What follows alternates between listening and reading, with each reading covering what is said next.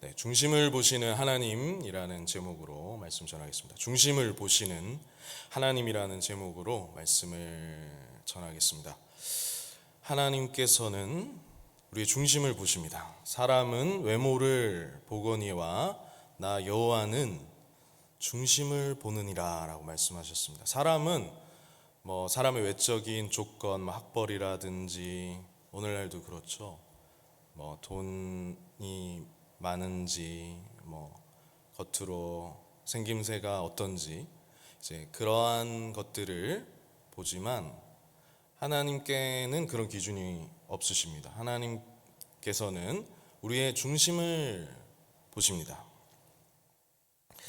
네, 오늘 말씀을 보면 중심이 잡혀져 있지 않는 경우에 위선하게 되고 또 그 종교가 파괴적인 종교가 된다는 것을 알 수가 있습니다. 오늘 읽으신 말씀 7장 3절 4절 말씀을 같이 읽어보시겠습니다. 시작. 바리새인들과 모든 유대인들은 장로들의 전통을 지키어 손을 잘 씻지 않고서는 물을 뿌리지 아니하면 그 외에도 여러 가지를 지키어 오는 것이 있으니 장과 주발과 녹그릇을 씻음이러라.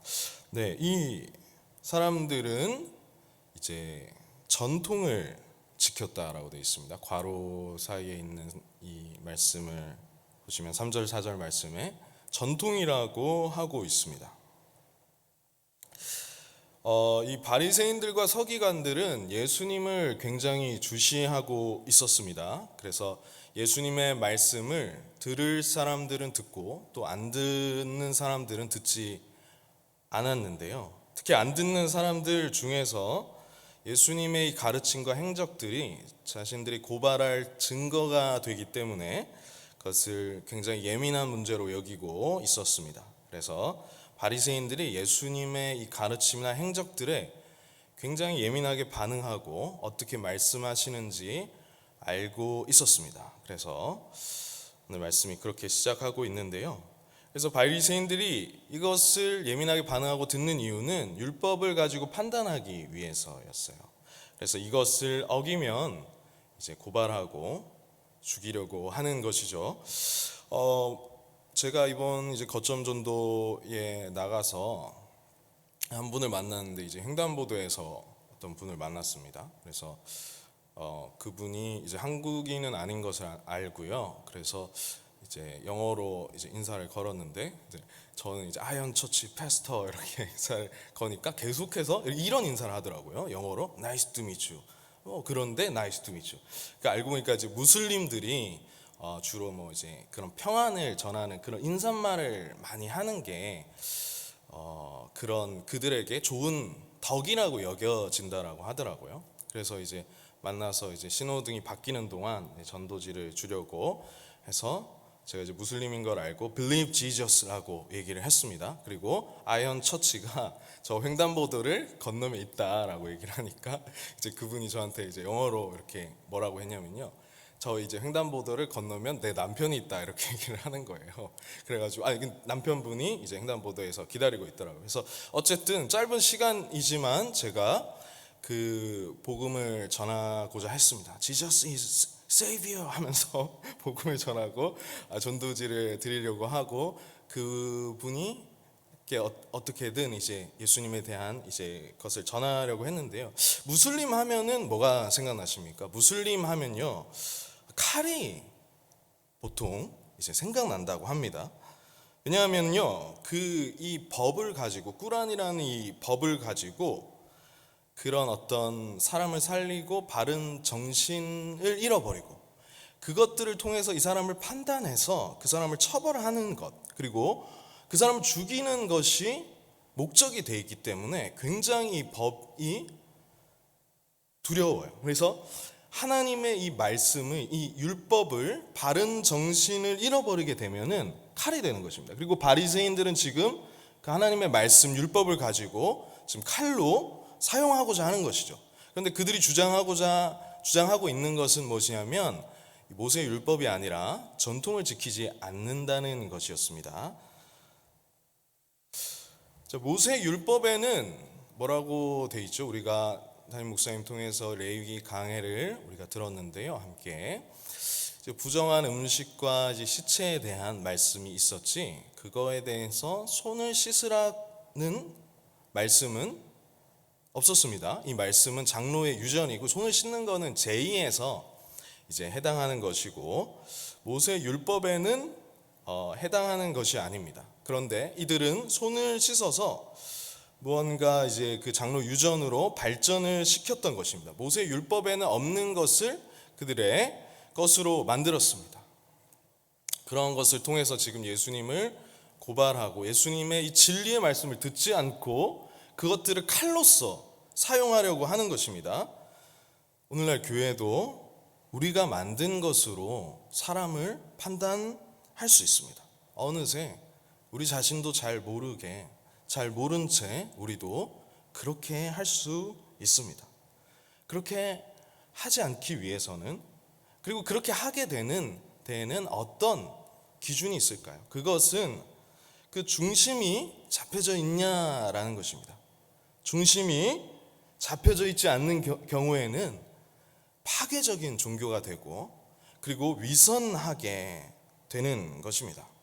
그래서 우리는 열정적으로 잘 믿는다고 하는데 위선을 할 수 있습니다. 열정적으로 잘 믿는다고 하는데도 우리는 첫 번째로 위선을 할 수가 있습니다.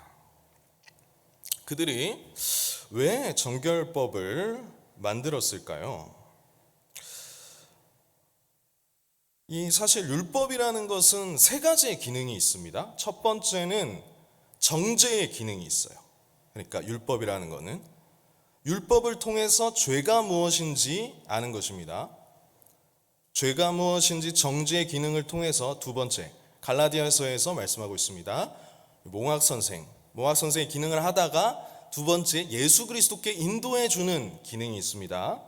율법의 이제 세 가지 기능에 대해서 말씀드리면요, 첫 번째는 죄가 무엇인지 알려주고, 두 번째는 그 죄로 인하여서 예수 그리스도의 필요성을 깨닫게 해줍니다. 세 번째는 하나님의 자녀로서 살아가는 데 도와주는 기능이 있습니다. 이 세 가지 기능이 있습니다. 자, 이 율법을 생각해 봤을 때 이 정결법을 왜 만들었을까요? 그것은 하나님께서 우리에게 정죄의 기능, 정결한 것과 부정한 것이 무엇인지 알려주고자 하심이었습니다. 죄의 결과로 말미암아 온 피조 세계가 오염이 되었다는 거, 타락했다는 거, 그것을 첫 번째로 가르쳐 주는 것입니다. 율법의 기능은 죄가 무엇인지 첫 번째로 가르쳐 주는 것입니다. 그래서 이 세상과 이스라엘 민족에, 특별히 이 세상에, 특별히 이스라엘 민족을 통해서 거룩함이 부재되어 있다는 것을 가르치고자 하시기 위해서 정결법이 있는 거예요. 그거를 가르치고자 하시기 위해서 정결법을 주셨습니다. 그럼 죄가 무엇인지 이제 알았잖아요. 율법의 두 번째 기능이 무엇입니까? 죄가 무엇인지 알면 그 죄의 해결자이신 예수 그리스도의 대속을 가르치기 위한 목적을 가지고 있습니다. 죄가 무엇인지 알면 구속자의 필요성을 느끼게 되고, 그리고 그것을 통해서 예수님의 대속을 가르치시기 위해서 구약 성경에 이 정결법을 알려주신 거예요. 그런데 이 정결법을 제정한 것이 하나님의 원래 의도와는 지금 다르게 가르치고 사용하고 있습니다. 이것을 통해서 메시아의 대속을 알아야 하는데요, 그들은 이것을 잘 지킨다고는 하면서 어떻게 하고 있습니까? 그 전통을 가지고 우월감을 가지고 있어요. 그 전통을 자신들이 정결한데 더 정결하다는 우월감을 가지는데 그들이 사용하고 있습니다. 이렇듯 신앙이 빗나가게 되면요, 무섭고 열광적이게 됩니다. 왜 그들의 전통 중에는 자신들의 죄를 고백하는 것은 없었을까요? 그것은 그 전통의 목적이 다르기 때문이에요. 자신들의 죄를 고백하는 것이 아니라 더 정결하다는 어떤 우월감으로 인한 그 전통을 지키는 것이죠. 자, 이제 시체를 만지거나 또는 음식이 뭔가 부정한 것이 있거나 할 때 그들이 손을 씻는 이유가 무엇이겠습니까? 오늘 말씀을 읽었는데 손을 씻는 것은 사전에 불결함을 제거하는 왜곡된 동기에서 사전에 불결함을 제거하는, 그러니까 하나님이 원래 제정하신 이 뜻은 알지 못하고 그런 왜곡된 동기로 하나님의 말씀을 인간 수준으로 이렇게 전락시키게 만든 것이죠. 그것에 대해서 예수님께서는 무엇이라고 말씀하시냐면은 위선이라고 말씀하십니다. 외식한다고 말씀을 하셨습니다. 이렇듯 이들은 열정적으로 잘 믿었잖아요. 그리고 하나님의 말씀을 더 잘 지킨다는 명분으로 손을 씻었는데 이것이 위선이 될 수 있다는 것입니다. 오늘날도 마찬가지죠. 그것들을 하나님의 말씀에 근거를 두지 않을 때 열정적으로 잘 믿는다고 하는데 위선이 될 수가 있고요. 그리고 자신들의 죄악을 보지 못하는 그런 데 사용될 수가 있습니다. 예수님께서는 그것에 대해서 책망하고 계십니다. 특별히 오늘 이 말씀을 마태복음 15장 3절 말씀에는 이렇게 되어 있습니다. 우리 한번 같이 읽어보시죠. 시작.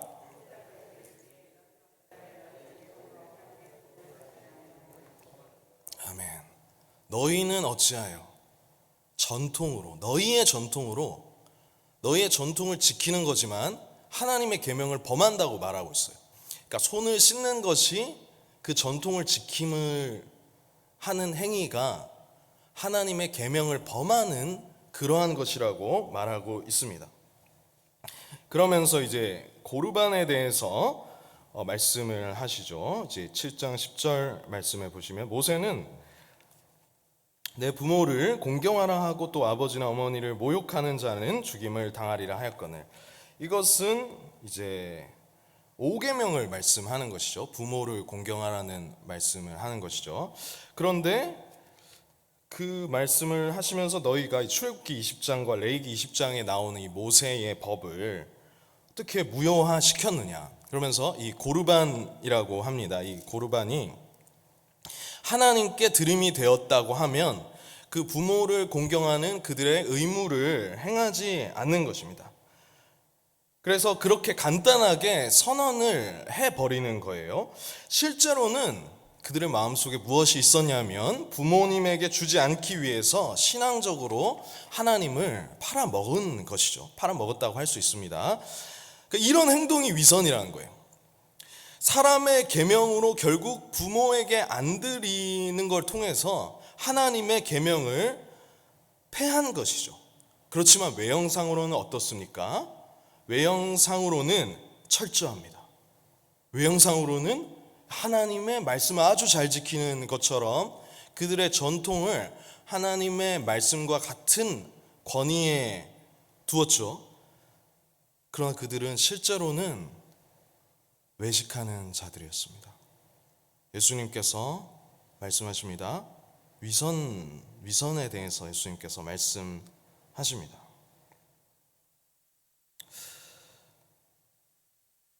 자, 그렇다면 우리는 어떻게 해야 될까요? 두 번째입니다. 온 마음으로, 진실한 마음으로 믿고 따라야 합니다. 자, 이사야서 말씀을 예수님께서 인용하시는데요. 예수님께서 이사야서 말씀을 말씀하십니다.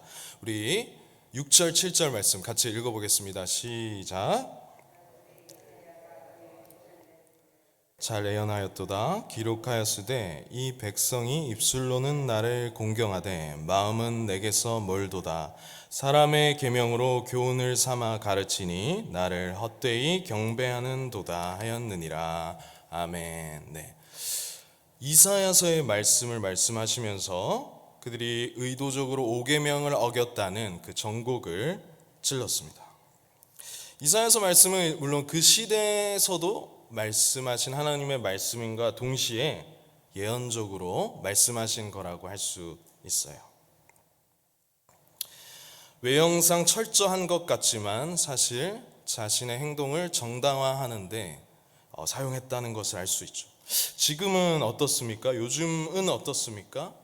하나님의 말씀을 우리는 어떻게 듣고 있습니까? 하나님의 말씀을 우리는 듣고 있습니까? 하나님의 말씀을 사람의 교훈 수준으로 그냥 좋더라, 좋은 이야기네라고 그냥 좋은 수준에서 우리는 듣고 있지는 않습니까? 혹은 이제 TV에 나오는 또 이야기들이나 TV에 나오는 멋진 것들이나 명언을 성경보다 더 자신을 움직이는데 우리 자신의 마음을 내어주고 있지는 않습니까?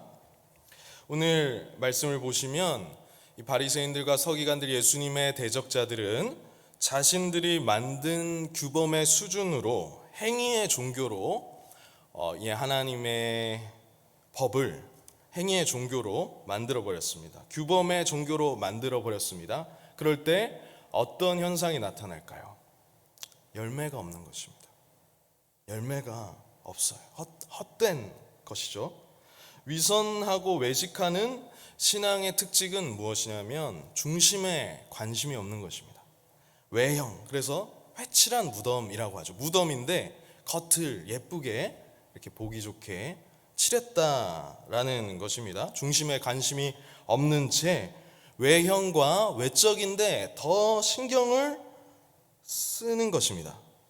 그리고 그 위선하는 자들의 특징은 하나님의 말씀을 자기 중심적으로 이렇게 만들어요. 그래서 사람의 수준으로 만들어서 결국에는 그것을 어떻게 활용하냐면요, 자기를 정당화하는데, 하나님의 말씀을 자기를 옳다고 하는데, 부모님께 드리지 않고 내가 그런 선언을 하면은 그만이라고 하는 거죠.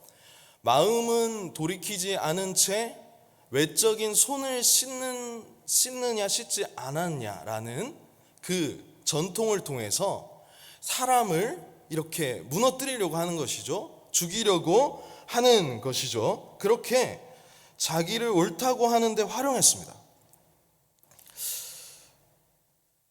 우리는 입술로만 이어서는 안 되겠습니다. 우리의 마음을 하나님께 돌이키고 진실로 하나님께 경배를 드려야 하는 줄로 믿습니다.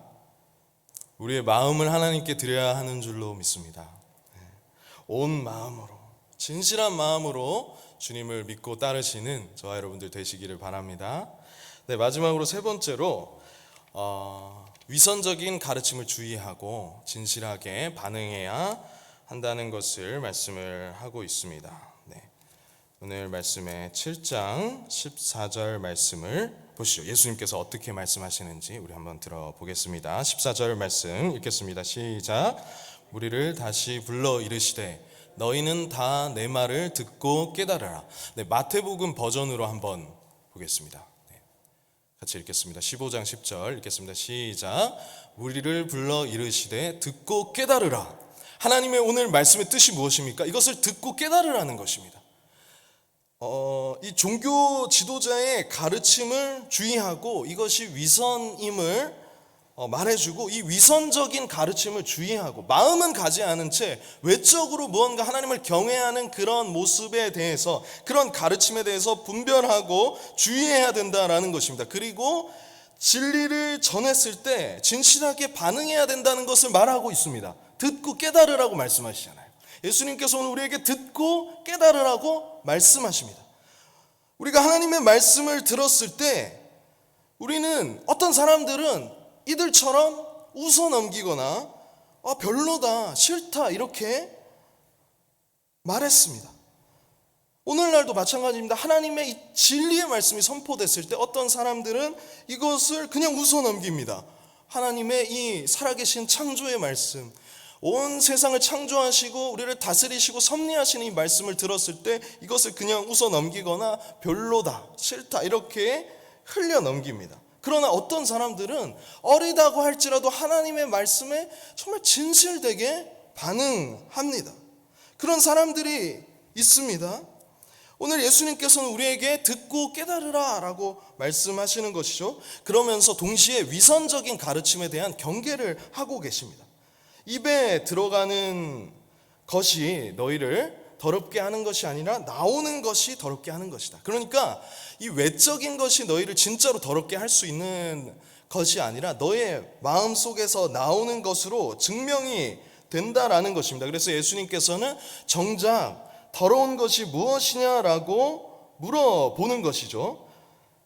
그러니까 이제 그들은 사실은 하나님의 말씀을 지킨다고 하면서 실제로는 그들의 전통으로 손을 씻는 이 행위가 하나님의 계명을 어겼다라는 것입니다.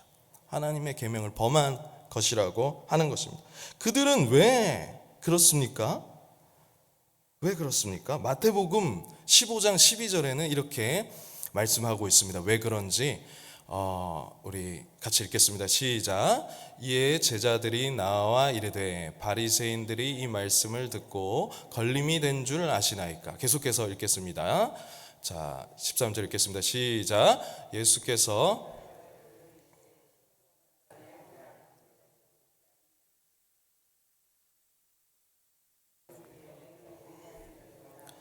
만일 맹인이 맹인을 인도하면 둘이 다 구덩이에 빠지리라 하시니. 아멘.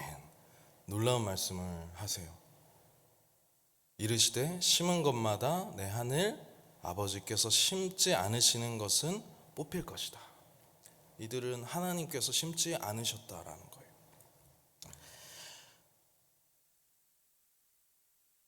그래서 이제 소경이 소경을 인도할 때 따라가는 사람도 망한다라는 것입니다. 우리 또한 마찬가지입니다. 그냥 우리를 놔두면, 은혜 베풀지 않으면 멸망하는 존재들입니다. 그래서 우리가 오늘 또 생각해야 될 것은 나 같은 죄인을 살리신, 나의 의가 아니라 내가 무언가를 해서 그것으로 내 의가 되는 것이 아니라 하나님의 은혜가 미쳤다라는 것입니다. 하나님의 은혜가 나에게 미쳐서 하나님께서 심었기 때문에 우리에게 믿음이 있는 것이고, 하나님께서 우리에게 믿음을 주셨기 때문에, 선물을 주셨기 때문에 우리가 그 선물을 받고 하나님의 자녀가 되고, 이렇게 놀라운 것이죠. 평생 이 은혜를 높이고 경배해야 되는 것이죠. 어떤 사람은 그 중심이 아니라 위선적으로 외형만 갖추고 있는데, 그들이 그렇게 하는 이유는 하나님께서 그들에게 은혜를 베풀지 않으셨다는 것이 이제 드러나게 되는 것이죠. 이 은혜가 너무너무 크다라는 것입니다. 영혼을 인도하는 사람이 이 말씀을 전통의 수준으로 이렇게 만들고 있으니 이것이 큰일 난 것이라고 예수님께서 분명하게 지적하고 있습니다. 베드로는 이어서 이제 이 말씀을 설명해 달라고 이제 합니다. 다시 한번 그래서 예수님이 설명해 주십니다. 그래서 입에서 나오는 것들이 아니라 그 마음에서 나오는 것이, 입에서 나오는 것들이 그 부패하고 더러운 것이다. 그래서 이례적으로 손 씻는 그것이 불결하게 만드는 것이다라고 아직도 깨닫지 못하느냐라면서 말씀을 해 주십니다. 우리도 알아야 됩니다. 마음에서 나오는 것이 진짜 불결하다는 거. 외적인, 오늘 말씀 보시면은 그렇게 말씀하시지 않습니까? 19절에 보면 모든 음식물을 깨끗하다 하시니라 이렇게 말씀을 하시고, 사람에게서 나오는 그것이 사람을 더럽게 하느니라 하면서 사람의 마음에서 나오는 것들의 이 죄들에 대해서 말씀을 하고 있죠. 어떤 것으로 우리 영혼이 더러워지는가? 음식이 그렇게 할 수 없다는 것입니다. 음식이 우리 영혼을 더럽게 할 수 없고 우리 영혼에 영향을 미칠 수가 없다. 우리 마음에 영향을 주는 것은 우리 마음에서 나오는 죄 때문이고 그 죄를 고백해야 되는 것이죠. 그리고 오늘 이 정결법을 제정하신 주님의 뜻을 우리가 알 수 있듯이 그 죄를 오늘 우리는 무엇으로 깨달을 수가 있습니까? 대속하신 예수님의 십자가로 인해서 우리가 죄인이라는 것을 분명하게 깨달을 수 있는 것입니다. 그래서 이 저주에서 벗어날 수 있는 길을 우리에게 또한 제시해 주셨죠. 지금은 이제 유대인들에게 하시는 이 일어난 일들이지만 이방인들 또한 예수 그리스도의 십자가로 인하여서 그 죄가 깨끗해지고 그것을 그 은혜를 믿음으로 말미암아 우리가 깨끗해지게 되는 것입니다. 그래서 우리 모두가 이 말씀을 잘 마음에 새기고 중심을 보시는 하나님께 위선하지 않고 하나님 앞에 잘 보이시고 또 하나님의 그 복과 은혜를 누리시는 모든 성도님들 되시기를 예수님의 이름으로 축복합니다. 네, 함께 기도하겠습니다. 함께 기도하실 때 첫 번째, 사람의 교훈을 성경보다 우위에 두어 열매를 맺지 못하지 않게 하소서. 두 번째, 하나님의 말씀을 자기중심적으로 자신을 옳다고 하는데 활용하는 것을 중단하고 그렇게 하지 않고 온 마음으로 진실한 마음으로 믿고 따르게 하여 주시옵소서. 세 번째, 중심을 보시는 하나님께 나 같은 죄인 살리신 은혜를 평생 높이고 경배하게 하여 주시옵소서. 우리 잠시 동안 함께 기도하시도록 하겠습니다.